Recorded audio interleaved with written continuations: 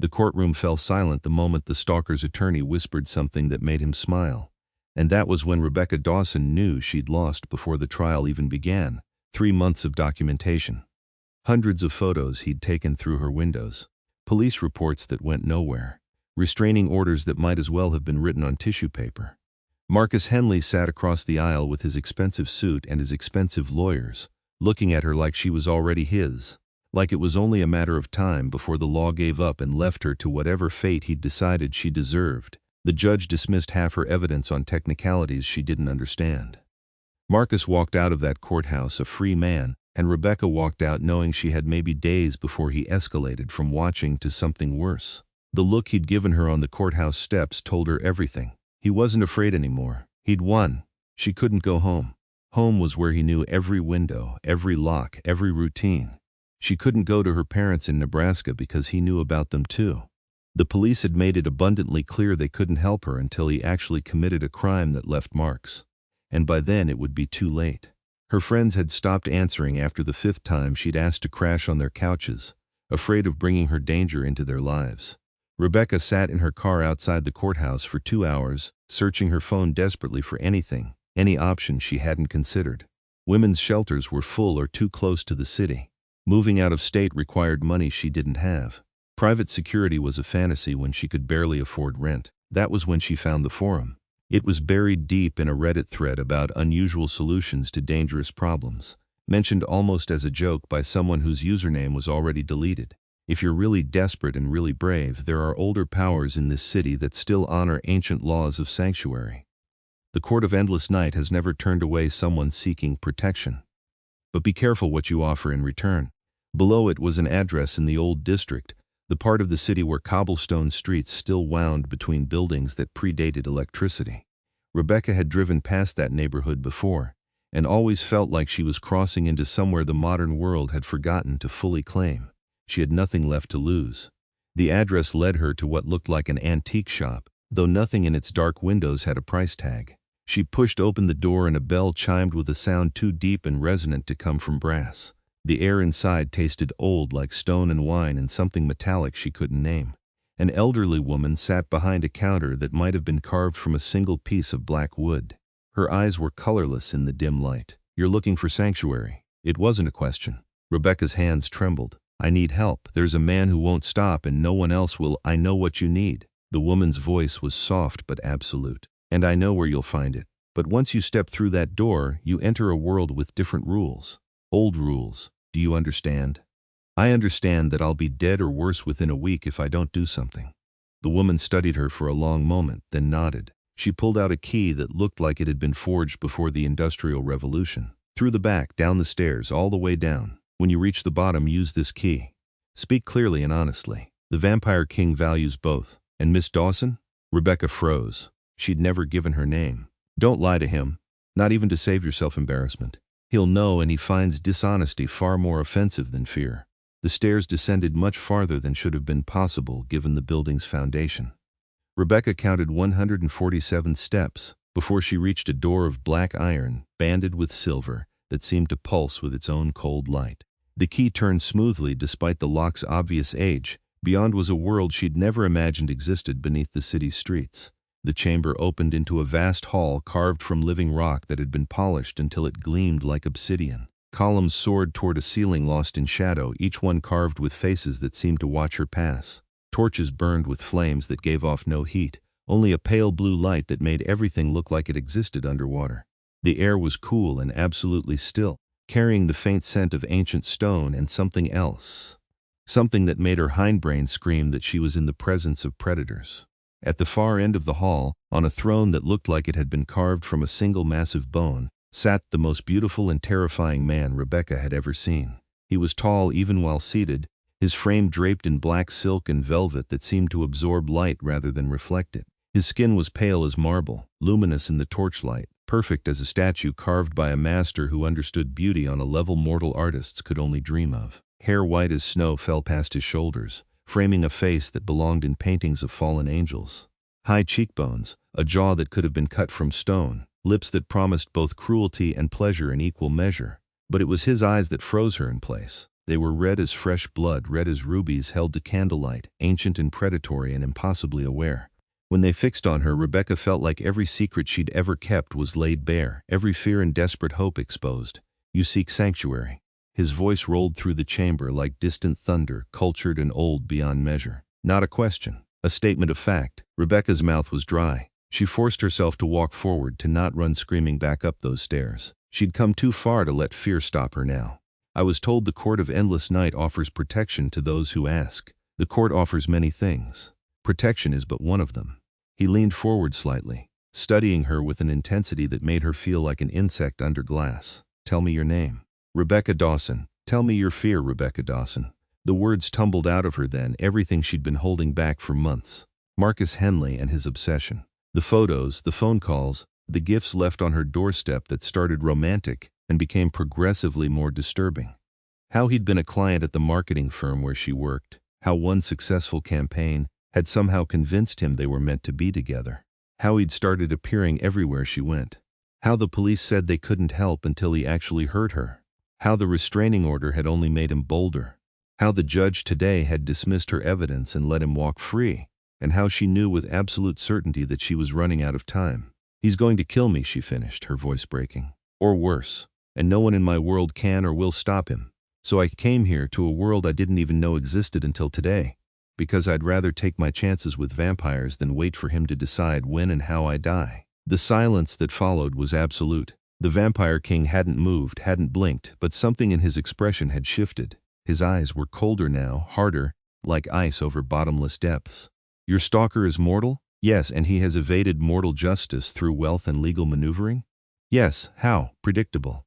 The way he said it made the word sound like an insult. "Mortal men with money believe themselves above all consequences. It's a failing of your kind." He rose from his throne in a single fluid movement, descending the steps with a predator's grace.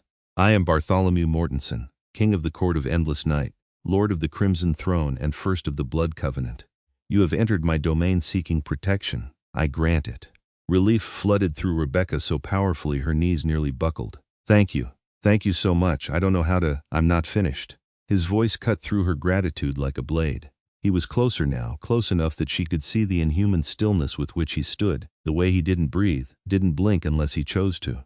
"Sanctuary is not freely given, Rebecca Dawson. It is a covenant, a binding exchange. You will remain here in my domain under my protection. You will not leave without my explicit permission. You will obey the laws of this court, which are older and far more absolute than any mortal justice system. And in exchange I will ensure that no harm comes to you while you reside within these walls. Your stalker will find every door locked against him." He paused, and something flickered in those blood-red eyes. "Every door but one, perhaps. I don't understand." "You will." He turned away, his coat swirling around him like living shadow. "Severin." A figure emerged from the shadows near one of the columns, moving with the same predatory grace. Another vampire, younger looking but still possessing that otherworldly beauty and terrible presence. His skin was pale as frost, his hair silver white, his eyes a lighter shade of red than Bartholomew's. "Sire? Show our guest to the eastern chambers. Provide her with suitable clothing and explain the basic laws of court. She is under my personal protection. Spread the word." The younger vampire's eyebrows rose slightly, but he bowed. "As you command." He gestured to Rebecca. "If you'll follow me, Miss Dawson." Rebecca looked back at Bartholomew, but the Vampire King had already returned to his throne, his attention apparently dismissed from her. She followed Severin through a doorway concealed behind one of the columns, into a corridor lit by more of those strange, cold, burning torches. "You're very fortunate," Severin said as they walked. His voice was smoother than Bartholomew's, younger, less weighted with centuries. "The king rarely grants personal protection. Most petitioners are assigned to various houses within the court, which can be complicated. But to be under his direct aegis means you're untouchable. Even the other vampire lords wouldn't dare cross him." "How many vampires are there? Down here, I mean. In this court, perhaps 300. In the city above, another 100 scattered among the mortals. In the world?" He shrugged elegantly. "More than you'd believe. Fewer than there once were. We're an old race, Miss Dawson. We don't die easily, but we also don't reproduce quickly." They passed other vampires as they walked, each one pausing to stare at Rebecca with undisguised curiosity and hunger. All of them possessed that same terrible beauty, that same predatory stillness. Men and women both, dressed in styles that ranged from medieval to modern, unified only by a preference for dark colors and rich fabrics. The basic laws are simple, Severin continued. Do not steal, do not kill, do not lie to those of higher rank, do not enter chambers without invitation, do not speak of this place to mortals outside without permission, and above all, do not refuse a direct command from the king. Breaking any of these laws carries severe punishment. What kind of punishment? The kind you won't survive to regret. The eastern chambers turned out to be a suite of rooms that looked like they belonged in a Gothic fantasy novel. Stone walls were softened by tapestries and thick rugs. The furniture was antique but immaculately maintained, all dark wood and velvet upholstery. A four-poster bed dominated the bedroom, its curtains a deep burgundy. There were no windows, but the torchlight was surprisingly comfortable once her eyes adjusted. The wardrobe contains clothing that should fit, Severin said. If you need anything else, pull the cord by the bed, and someone will attend you. You're free to explore the common areas of the court, but I'd advise staying close to your chambers for the first few days while everyone adjusts to your presence. Some of the court are less accustomed to mortals than others. Will I be safe here? I mean, under the king's protection? Severin smiled, revealing fangs that were somehow elegant rather than monstrous. You're safer here than anywhere else in the world. He's locked every door in this court against any threat to you. Though I'd still advise caution. We are what we are, and you smell quite delicious. He left her alone with that comforting thought. Rebecca sat on the edge of the bed, her mind reeling. 24 hours ago, her biggest concern had been the trial. Now she was living underground in a vampire court, under the protection of a being who called himself a king, and looked like divinity carved from ice and cruelty. She should have been terrified. Part of her was. But the larger part was simply relieved. Marcus couldn't find her here, couldn't hurt her here. For the first time in months, she could breathe without constantly looking over her shoulder. She explored the wardrobe and found it full of clothing in her size, which should have been impossible unless they'd known she was coming. The styles were old-fashioned but beautiful, all long skirts and fitted bodices and soft fabrics. She changed out of her courthouse clothes and into something that felt more appropriate for a vampire's court. A dark green dress that made her feel like she was playing dress-up in someone else's life. That night, though it was impossible to tell time without natural light, Rebecca lay in bed and stared at the canopy above her, trying to process the impossible reality of her situation. She'd sought help from vampires, actual vampires, and their king had granted her sanctuary without even asking what she could offer in return. Every door but one, he'd said. What had that meant? She dreamed of red eyes and cold voices and a throne made of bone. The next few days established a strange new routine. Rebecca woke without any sense of what time it was in the world above. She ate meals that were brought to her chambers by silent servants, who might have been human or vampire, she couldn't always tell. She explored the parts of the court that Severin had indicated were safe, discovering a library that must have contained thousands of books in dozens of languages. A hall of portraits depicting vampires in clothing from every century of the last millennium, and a garden of sorts where luminescent mushrooms and pale flowers grew under the light of hanging crystals. She saw Bartholomew only from a distance, presiding over what looked like formal court sessions where other vampires brought him disputes to resolve or pledged their loyalty in archaic ceremonies. He sat on his bone throne like a statue carved from moonlight and judgment, his voice carrying absolute authority when he spoke. He never looked at her directly, never acknowledged her presence. But she felt his awareness of her like a physical weight whenever she entered a room he occupied. It was unsettling and oddly reassuring at the same time. On the fourth day, she found him in the library. He stood before a shelf of books that looked older than the printing press, his long fingers tracing the spine of a volume bound in dark leather. He didn't turn when she entered, but his voice emerged from the shadows. "You're restless." It wasn't a question. Rebecca hesitated, then moved closer. "I'm grateful for the sanctuary, I am. But I feel like I'm waiting for the other shoe to drop. You haven't asked me for anything in return. Haven't told me what this protection costs. Does it need to cost something? In my experience, everything costs something." He turned then, and the full weight of his attentions was like standing in front of a spotlight that saw through skin and bone. A cynical philosophy for one so young. I'm 26. Old enough to know there's no such thing as a free lunch. 26. He said it like the number was quaint. I was turned at 32. That was in 1247. I have been the vampire king for 400 years. I tell you this so you understand that your human concept of transaction and cost operates on a scale I find limited. Then why help me? Why grant sanctuary to some random mortal who stumbled into your court? Bartholomew was quiet for a long moment, his red eyes reflecting the torchlight like polished gems. When he spoke, his voice was softer, though no less powerful. Because 800 years ago, I knew what it was to be hunted. To have those with power decide your life was worth less than their convenience. To find every door locked against you while monsters closed in. He turned back to the bookshelf. I made a vow when I claimed this throne. Any who seek sanctuary in good faith shall have it. Your fear was genuine, your danger real. That is cost enough. Rebecca felt something shift in her chest, a crack in the wall of fear and suspicion she'd built up over months of being failed by every system that should have protected her. Thank you, she said quietly. You've already thanked me. Repetition is unnecessary. Then, let me ask you something else. What did you mean when you said you'd lock every door but one? He glanced at her, and for the first time she saw something almost like amusement in his expression. A figure of speech. I meant that I would guard you from all threats, but I cannot guard you from myself should you prove interesting enough to pursue. It was arrogant of me. Forget I said it. But Rebecca found she couldn't forget it. The idea that this ancient, powerful being found her potentially interesting was terrifying and thrilling in equal measure. She left him in the library and spent the rest of the day trying not to think about the way his eyes had looked in the torchlight. More days passed. Rebecca settled into the strange rhythm of the court, learning to distinguish between the various vampire houses and their complicated politics. The Court of Endless Night, she discovered, was less a single unified government and more a coalition of vampire lords who had sworn allegiance to Bartholomew's rule. Some were ancient, turned during the Roman Empire or earlier. Others were comparatively young, only a few centuries old. All of them commanded power that made mortal authority look like a child's game. She also learned that Bartholomew's rule was absolute, not through fear alone, though he was certainly feared, but through respect. He was known for being ruthless but fair, for upholding the old laws without mercy but also without favoritism. When a dispute arose between two houses over territory in the city above, she watched him resolve it with a wisdom that suggested he'd seen every variation of conflict over his long existence and had patience for none of it. You favor House Corvinus in this matter, he said flatly to one of the disputing lords.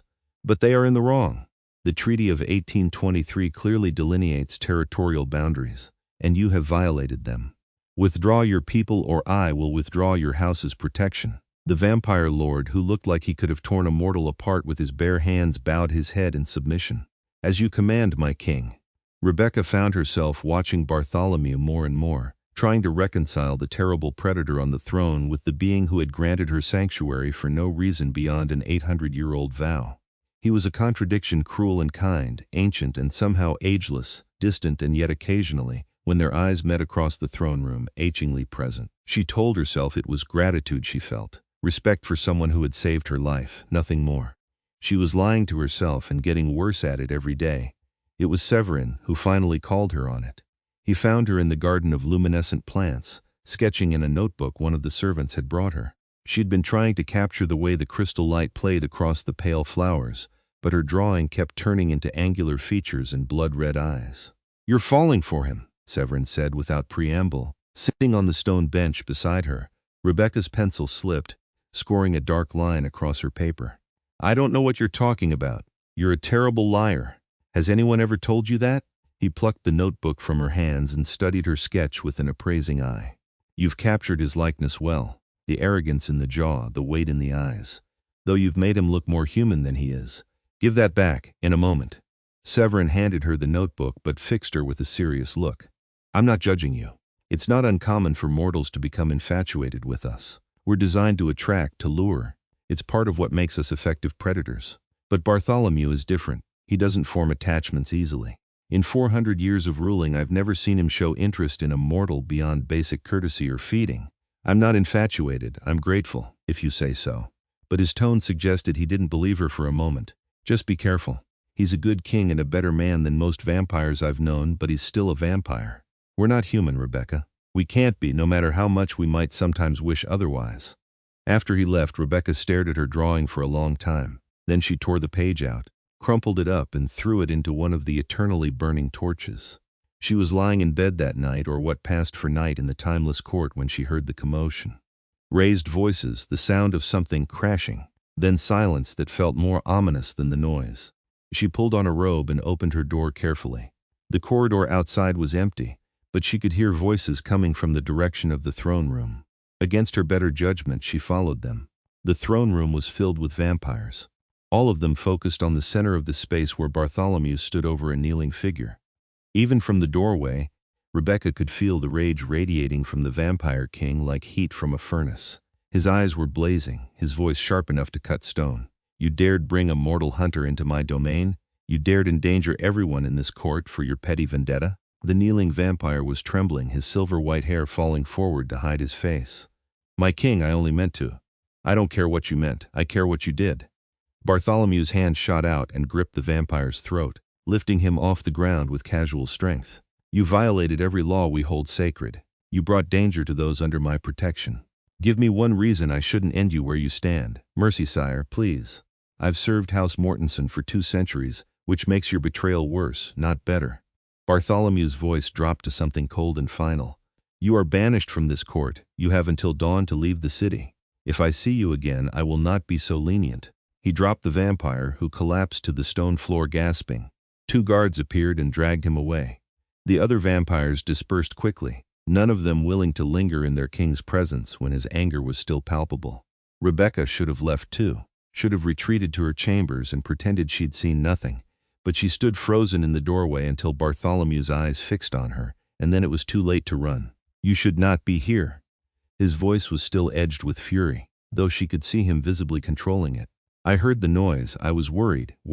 He descended from the throne, and even angry he moved with that impossible predatory grace. "For whom? For me? I assure you I am in no danger. For everyone. For you, yes. Is that so surprising?" He stopped a few feet from her, close enough that she could see the tension in his jaw, the way his hands were clenched at his sides. "Yes, Rebecca Dawson, it is surprising.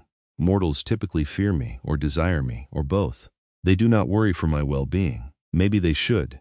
You carry the weight of an entire court on your shoulders. That can't be easy, even for someone who's been alive for 800 years. Something shifted in his expression, the anger bleeding away into something she couldn't quite name. He reached out slowly, giving her time to pull away, and touched her cheek with fingers that were cool but not cold, surprisingly gentle. "You continue to surprise me. Is that a good thing? I haven't decided yet." But his thumb brushed across her cheekbone in a gesture that felt intimate despite its softness. "Go back to your chambers, Rebecca. Sleep.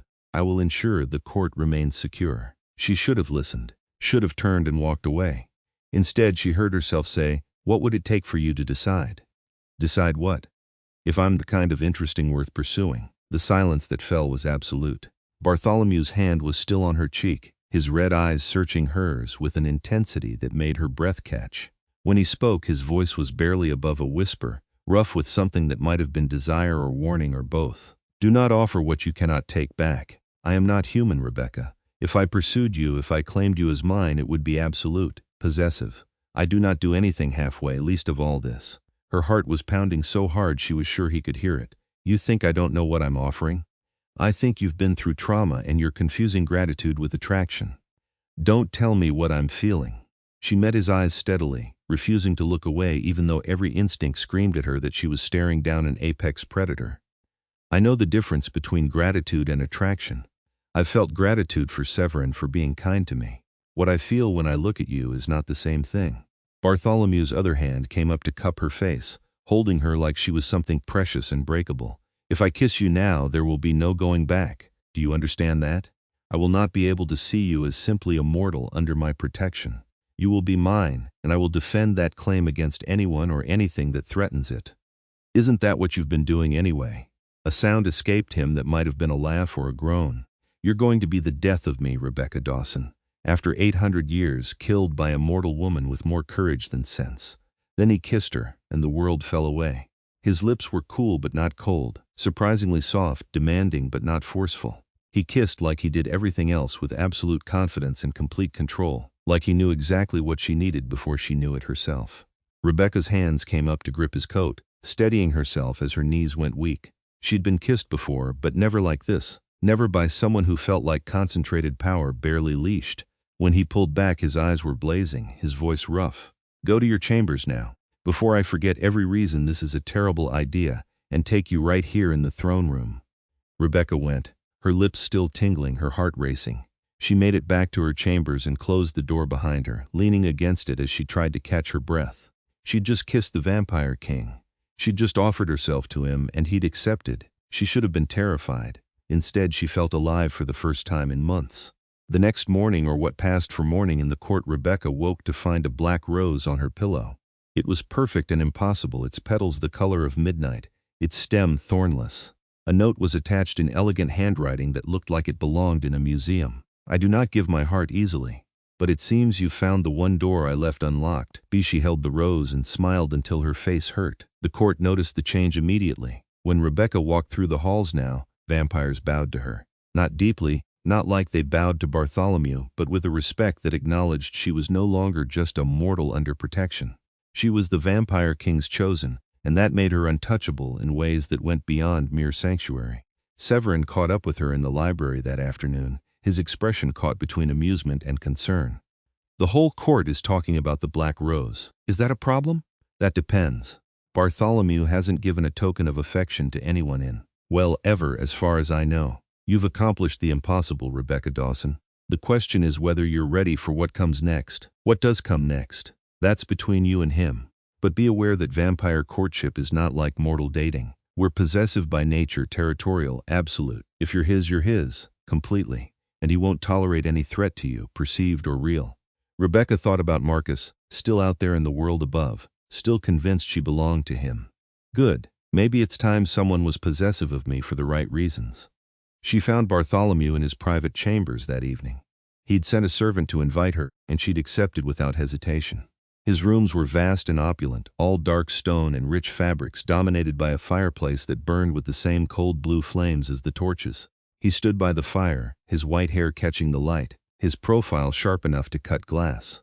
You came, he didn't turn to look at her. You invited me. Why wouldn't I come? Because accepting my courtship means accepting everything that comes with it. I wanted to give you time to reconsider. Rebecca crossed the room until she stood beside him, close enough to feel the supernatural coolness of his presence. I don't need time. I know what I want, do you? He finally turned to face her, and his expression was more uncertain than she'd ever seen it. I'm not human, Rebecca. I can't give you children or a normal life or any of the things mortal women dream of. I can give you protection, devotion, eternity if you choose it.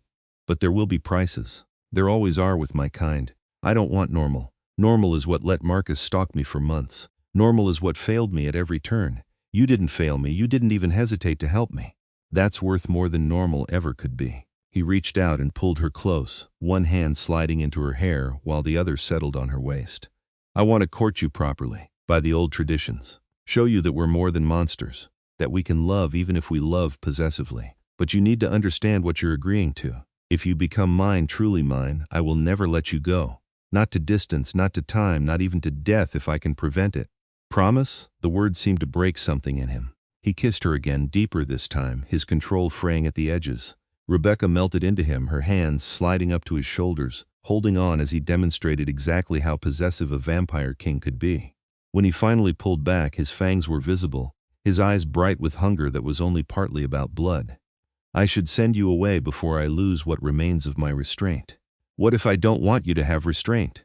Rebecca, I'm not fragile. I'm not breakable. I've survived months of hell and I'm still standing. I can handle you, Bartholomew. He stared at her for a long moment, then swept her up into his arms with inhuman strength and carried her to the massive bed that dominated one side of the chamber. Then let me show you exactly what you're agreeing to. That night, Rebecca learned what it meant to be desired by someone who had lived for centuries, who knew every way to draw pleasure from willing flesh, who treated her body like a text he intended to memorize completely.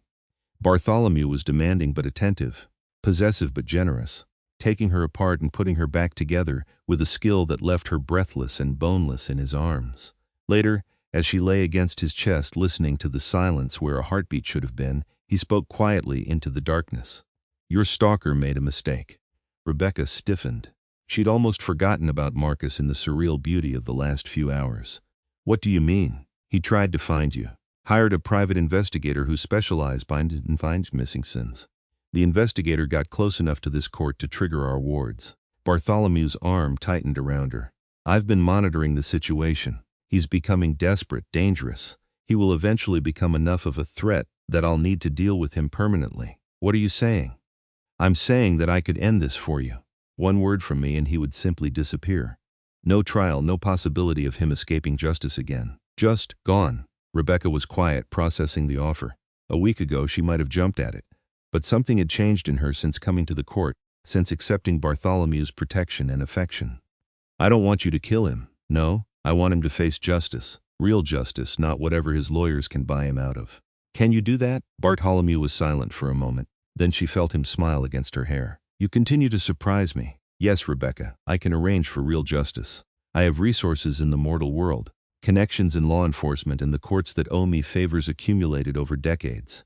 I can ensure that every crime he's committed is documented, prosecuted, and punished to the fullest extent of mortal law. Won't that take time? Some. But time is something I have in abundance. And you're safe here while we work. Unless you're eager to return to the world above? No. She pressed closer to him. I'm exactly where I want to be. Over the following weeks, Rebecca settled into a life she could never have imagined. She split her time between her chambers, the library, and Bartholomew's private rooms, learning the intricacies of vampire court politics while falling deeper in love with the ancient being who ruled over it all.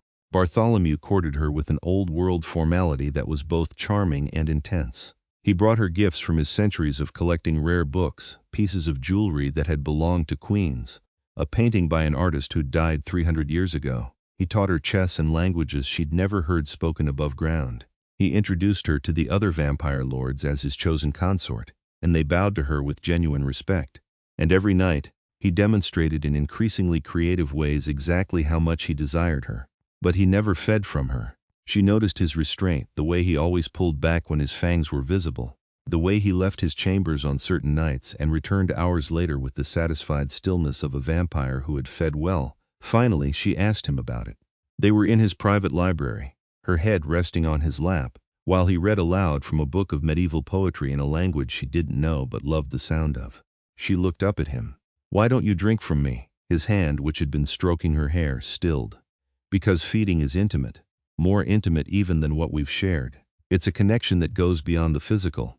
And because I'm afraid that if I tasted you, I wouldn't be able to stop. I would want to turn you, to make you like me so that I could keep you forever, and you deserve the choice without my desire clouding your judgment. What if I want that connection? What if I want you to feed from me? Rebecca, she sat up, turning to face him. I'm not afraid of you. I'm not afraid of what you are, and I trust you to stop. That trust may be misplaced. Then prove me wrong. Or prove me right. Either way, I want this. I want all of you, not just the parts you think are safe for me. The internal struggle was visible on his face, desire warring with restraint. Finally, he pulled her into his lap, cradling her against his chest. If I do this, if I feed from you, there's no going back. The connection will be permanent. You'll be bound to me in ways that mortal marriage could never achieve. You'll feel what I feel, know when I'm near, sense my emotions like they're your own. It's more than most mortals can handle. I want it anyway. He groaned, a sound of surrender, and tilted her head to expose her throat. Tell me to stop at any moment and I will. I swear it. Then his fangs pierced her skin, and Rebecca understood why he'd been afraid. The pain lasted only a second before it transformed into pleasure so intense she cried out. It was intimate in a way she'd never experienced, like he was drinking not just her blood but her essence, her very soul. She could feel his hunger, his desire, his fierce possessive love for her flooding through the connection. It was overwhelming and perfect and absolutely addictive. When he finally pulled back, his eyes were blazing, his lips stained red. He looked like a god of ancient darkness, beautiful and terrible. Mine, he said roughly. You're mine now, Rebecca. Body, blood, and soul. No force in heaven or hell will take you from me. Yours, she agreed, dizzy and euphoric. Always. The blood bond changed everything. Rebecca could feel Bartholomew now even when they were apart. A warm presence in the back of her mind that told her he was near or far, calm or agitated, thinking of her or occupied with court business. It was strange at first, like learning to live with a new sense, but she adapted quickly. And Bartholomew had been right about his possessiveness intensifying. He could barely stand to have her out of his sight for more than a few hours. When she was in the library or the gardens, he would appear seemingly from nowhere, as if drawn to her location by the bond between them. The other vampires started giving her even more space, recognizing that their king's claim on her was absolute. It was during one of these library visits that Severin found her with news from the world above. Your stalker's been arrested. Rebecca looked up from her book, her heart jumping. What happened? Bartholomew's contacts worked quickly. Turns out Marcus Henley wasn't just stalking you. There were 3 other women over the past 5 years, 2 of whom had similar stories of inadequate legal protection. Once the investigation started in earnest, the evidence piled up quickly. He's being charged with stalking, harassment, breaking restraining orders, and a few other crimes I don't fully understand mortal law well enough to explain. The point is, he's going to prison for a very long time. Relief flooded through her, so powerful she had to sit down. It's really over? It's over. You're free to return to the world above whenever you choose. Severin paused. Though I'm guessing you won't be rushing to leave? Rebecca thought about the life waiting for her above ground. Her tiny apartment, her job that had never appreciated her work, her friends who had slowly disappeared when she needed them most. Then she thought about the life she'd built here in the court. The library full of books in a dozen languages. The gardens that never saw sunlight but bloomed anyway. The vampire who ruled over all of it and looked at her like she was worth more than all his centuries of accumulated treasure. No, she said quietly. I don't think I will be. She found Bartholomew in the throne room, settling a dispute between two minor vampire houses over something to do with feeding territory in the university district. He resolved it with his usual efficiency, then dismissed the court with a gesture. The moment they were alone, he turned to her with an expression she'd learned to read despite his supernatural stillness. You've heard about your stalker, Severin told me. Thank you for using your resources, for making sure he faced real consequences. I told you I would protect you. That includes ensuring justice is served. He descended from the throne and pulled her into his arms. Does this change things? Now that you're safe, do you wish to return to your old life? My old life? You mean the life where I was alone and afraid and failed by everyone who should have protected me? She wrapped her arms around his waist. No, Bartholomew. I don't want to go back to that. If you'll have me, I want to stay here, with you. The relief in his expression was unmistakable. I was prepared to let you go if you wished it. But I had hoped. He trailed off, then seemed to gather himself. There's something I need to offer you. Something I should have offered before we became this deeply connected. But I was too selfish to risk you refusing. What is it, eternity? He cupped her face in his hands. I can turn you, Rebecca, make you like me. You would have to die your mortal death and rise again as a vampire, but you would have centuries to live, power to protect yourself, and we would never have to be parted. But it's not a choice to make lightly. You would have to feed on human blood to survive. You would never see sunlight again. You would outlive everyone you've ever known from your mortal life. Rebecca had known this conversation was coming from the moment she'd accepted his courtship. She'd thought about it during the long hours in the library, researched it in the ancient texts that discuss the turning process, prepared herself for this exact moment. If I say yes, how would it work? I would drain you to the point of death, then feed you my blood. The transformation takes 3 days. You would be in agony for most of it as your body dies and reforms. I would stay with you the entire time, but I cannot take away the pain. When you wake, you'll be hungry, desperate for blood. I'll ensure you have it. After that, you'll be a newborn vampire, with all the strength and hunger and difficulty controlling your impulses that implies. It takes months to learn control. Longer to learn to pass for human in the world above if you choose to move among mortals. And if I say no? If I choose to stay mortal? Then you stay mortal. You live here as my consort for as long as your natural life allows. It won't be as long as I'd like, but I would treasure every moment. When death comes for you, I would mourn you for centuries. But I would not force this choice on you.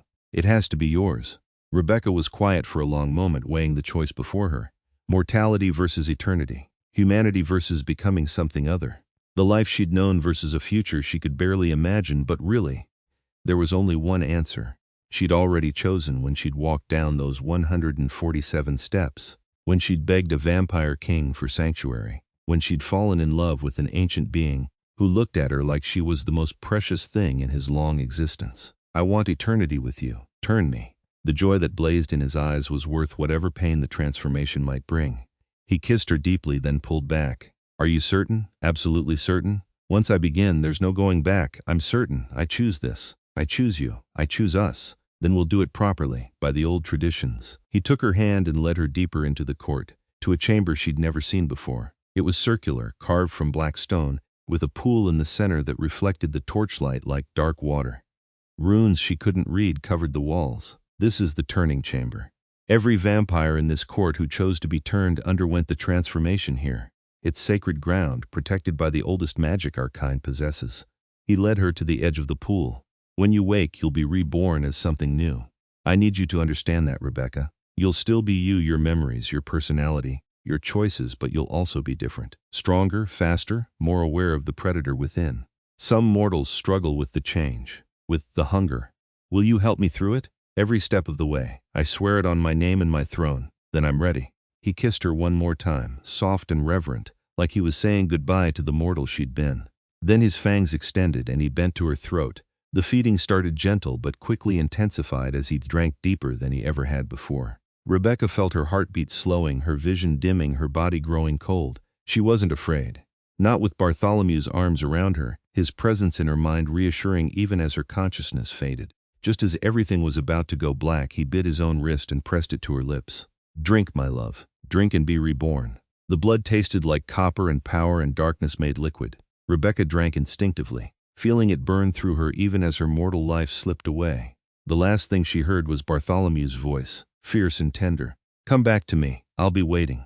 Then there was only pain later. She would have only fragmented memories of the 3 days of transformation. Pain that felt like every cell in her body was being torn apart and rebuilt. Bartholomew's voice reading to her, talking to her, anchoring her to consciousness even when she wanted to let go. His hands cool on her burning skin. His presence in her mind like a lifeline in the darkness. On the 3rd day she woke. Her first sensation was hunger. Not the mild hunger of missing a meal, but a desperate, consuming need that felt like it was eating her from the inside out. She sat up with a speed that shouldn't have been possible and found herself in Bartholomew's chambers on his bed, with him sitting beside her holding a crystal glass filled with dark red liquid. "Drink slowly," he said, offering her the glass. "Your body is still adjusting." Rebecca grabbed the glass and drank. The blood tasted better than anything she'd ever consumed, rich and warm and satisfying on a level she'd never experienced as a mortal. She drained the glass and immediately wanted more. "Slowly," Bartholomew repeated, producing another glass. "You'll make yourself sick if you drink too quickly. Your new body needs time to process." The second glass went down more slowly, and as the edge came off her hunger, Rebecca became aware of her other new senses. She could hear everything, water dripping somewhere far away in the court, conversations happening in distant chambers, the rustle of fabric as someone moved 3 corridors over. She could smell things she'd never noticed before, layers of scent that told stories about who had been in this room and when. Her vision was sharper, colors more vivid, her ability to see in the low light of the court vastly improved, and she could feel Bartholomew in her mind more clearly than ever, his relief and joy and fierce love blazing like a sun. "How do you feel?" he asked, taking the empty glass from her hands. Rebecca looked at him and saw details she'd missed before. The exact shade of red in his eyes, like garnets shot through with fire.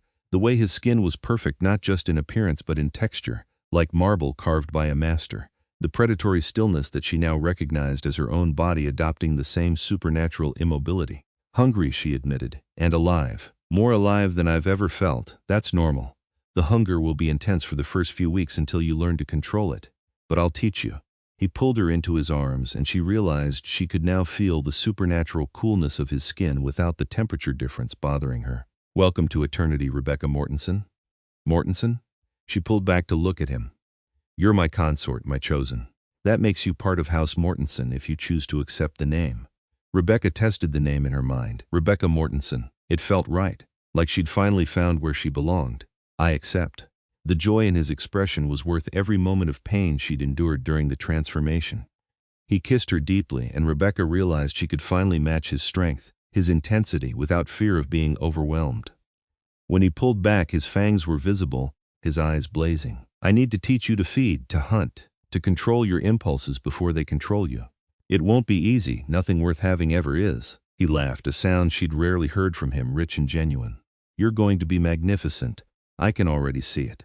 The next several months were a whirlwind of learning. Bartholomew taught her to feed without killing, to hunt in the city above without drawing unwanted attention, to control the predatory instincts that came with being a vampire.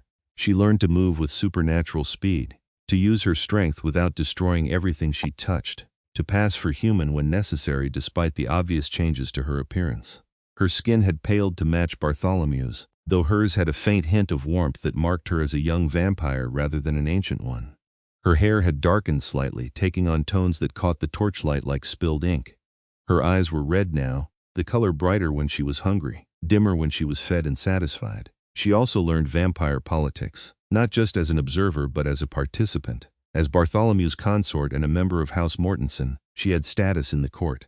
Other vampires sought her favor, brought her gifts, invited her to their gatherings. It was overwhelming at first, but she adapted, Using her mortal understanding of people to navigate immortal politics with surprising skill, Severin became her closest friend among the court, teaching her things Bartholomew was too old to remember about being a young vampire.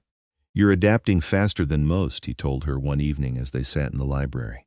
"Most newborns take years to achieve the kind of control you've already demonstrated. I have a good teacher. Several of them, actually. It's more than that. You have the temperament for this life, the ability to see opportunities, to turn weakness into strength." Bartholomew chose well, Rebecca smiled. "He saved my life. Twice if you count the turning. I just wish I could thank the person who pointed me toward the court in the first place. That deleted Reddit account saved my life." "About that?" Severin looked slightly uncomfortable. "That was me. I monitor mortal forums sometimes, looking for people who might need help. When I saw your post describing your stalker situation, I recognized the hallmarks of someone the court might be willing to aid. I never imagined you'd become what you are now, but I'm glad I took the chance." Rebecca stared at him. You're the one who gave me the address?" "I am. And before you thank me, I should tell you I didn't do it entirely altruistically. I was curious to see if Bartholomew would grant you sanctuary. He'd been distant for a long time, focused only on ruling, on maintaining order. I hoped that helping someone might remind him he was more than just the vampire king." He met her eyes. "I was right. You've changed him, Rebecca. Made him remember what it's like to care about something beyond duty." "Thank you," she said softly. "For everything. For pointing me here, for teaching me, for being my friend. That's what court is for. We're immortal, but we're not meant to be alone." 6 months after her turning, Rebecca stood beside Bartholomew's throne as he held court, her hand resting lightly on his shoulder. They'd fallen into a comfortable rhythm, the vampire king and his consort, ruling together over the court of endless night. Disputes were brought to them for resolution. Houses pledged their loyalty. The ancient machinery of vampire politics continued as it had for centuries, but now with Rebecca as an integral part of it. It was during one of these sessions that a messenger arrived from the world above with news that made Rebecca's dead heart clench. Marcus Henley had been found dead in his prison cell. Apparent suicide, though the investigation was ongoing. Rebecca felt nothing at the news. Not joy, not sadness, not even relief. Marcus was a chapter of her life that had closed the moment she'd walked down those stairs into the court. He'd been the catalyst that brought her here, but he wasn't worth her grief or her anger now. Bartholomew squeezed her hand, feeling her lack of reaction through their bond. "Are you all right?" "I am. He's just gone." "A problem that resolved itself. Is that terrible?" "No. It's honest. You've moved beyond him, beyond the woman you were when he terrorized you. That's not terrible. That's growth." That night, as they lay together in his chambers, Rebecca traced patterns on his chest and thought about the strange path that had led her here. From terrified stalking victim to the consort of a vampire king. From mortal to immortal. From alone to beloved. "Do you ever regret it?" Bartholomew asked, following her thoughts through their bond. "Choosing this life? Leaving mortality behind? Never. Not for a moment." She propped herself up to look at him. "You gave me something no one else could. Not just protection, but purpose, power, a place where I belong. I was drowning in my mortal life, and you threw me a lifeline that turned into an anchor. Poetic. I've been reading a lot of your poetry books." He smiled, that rare expression that still made her breath catch even though she no longer needed to breathe. "I love you, Rebecca Mortensen. My consort, my chosen, my heart walking around outside my body for the first time in 800 years. You terrify me and exhilarate me in equal measure. Good, I'd hate to be boring. You could never be boring. Infuriating sometimes, reckless occasionally, but never boring." She kissed him to stop him from listing any more of her flaws, and he responded with the possessive hunger that still thrilled her months after her turning. They lost themselves in each other as they did most nights. Vampire and vampire, equal in strength and desire and devotion. Later, as the court settled into the quiet hours when even immortals rested, Rebecca thought about how her story might have ended. If she'd never found that forum post. If she'd never walked down those stairs.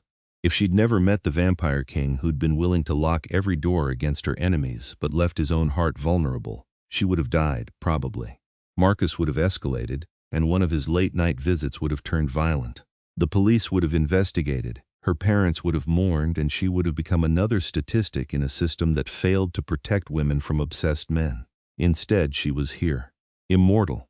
Powerful. Loved by a being who'd lived through centuries and had chosen her as his equal. She'd found safety in the last place she would have expected, in the arms of a vampire, in a court hidden beneath the city streets, in a love that defied every rule about predator and prey.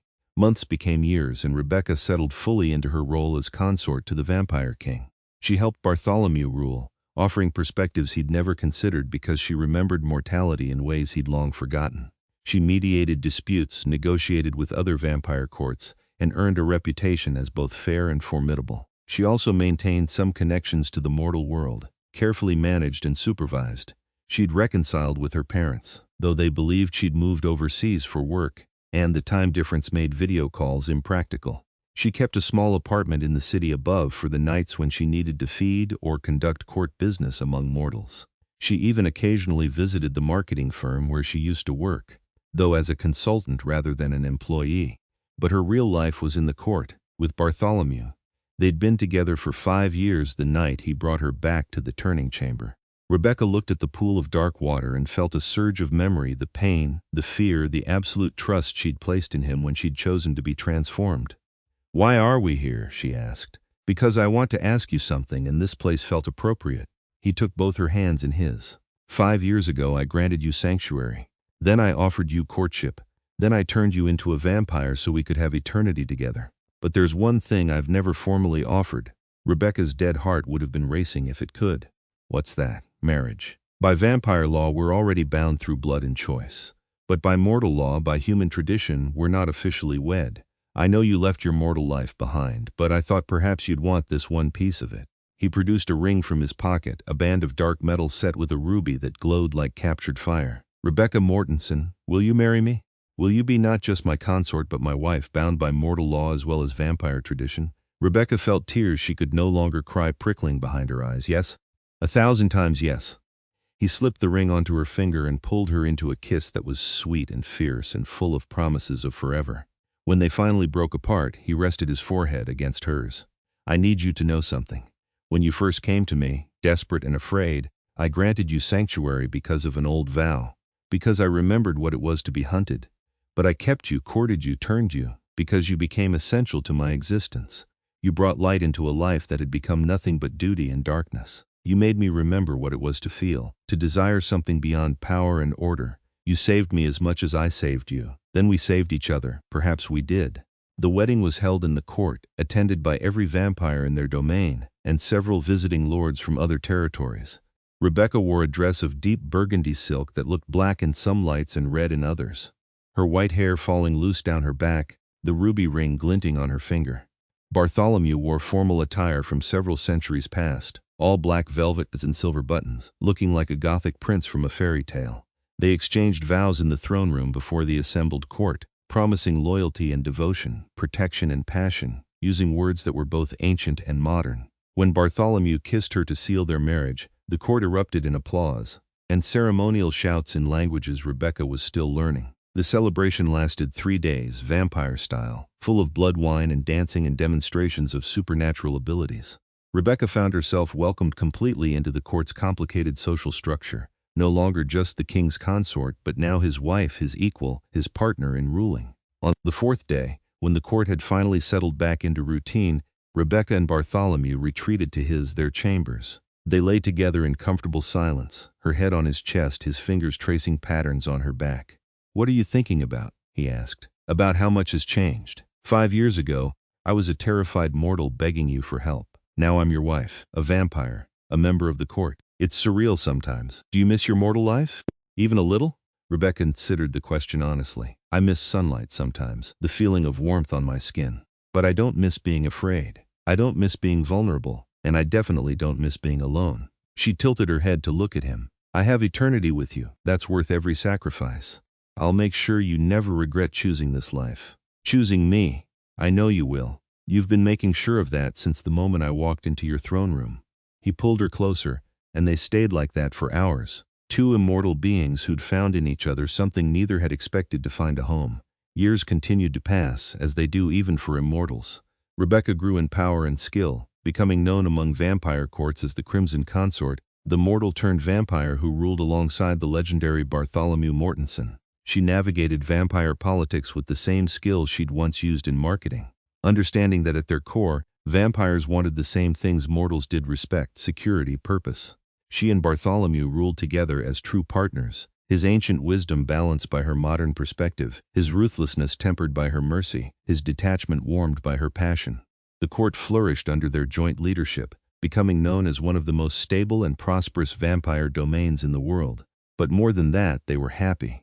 Deliriously, impossibly happy in a way neither had expected to achieve. They'd both been alone for so long, him through the weight of rule, her through the trauma of being hunted, that finding each other felt like a miracle neither had deserved but both treasured.